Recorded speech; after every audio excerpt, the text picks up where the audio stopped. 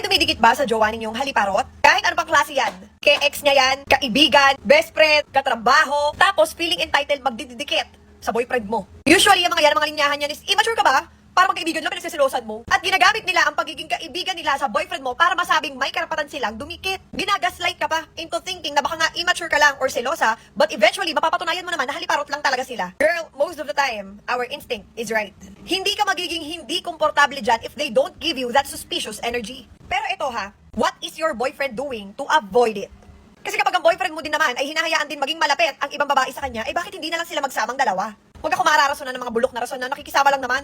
Pwede kang makisama sa mga yan nang hindi ka masyadong nagiging madikit sa kanila. At ang isang lalaki, hindi mo basta-bastang madidikitan yan kung hindi din sila gumugusto. Mataas ang pader ng isang lalaki kapag siya ay loyal at faithful talaga. Because what you feel is always their top priority.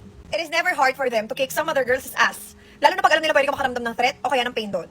Kung itatanong nyo naman sa akin, so Ate Meiko, paano na lang ang gagawin namin sa mga babaeng haliparot na yan? Kung ako lang ang tatanungin nyo, pwede naman bibigwasan na lang agad eh. But to give you a proper advice, never step low. Show them how confident you are, that your boyfriend will never give them enough access to be a threat sa'yo. Ngayon, pag nagagawa pa rin nilang makaharot sa boyfriend mo, silang dalawa na ang gumugusto nun.